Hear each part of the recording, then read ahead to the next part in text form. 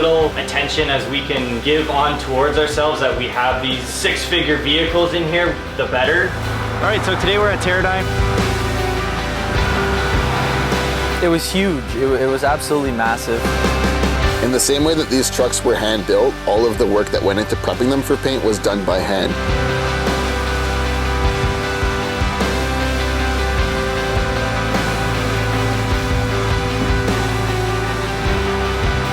Vehicle that size, you have to use pretty much 20 times more paint.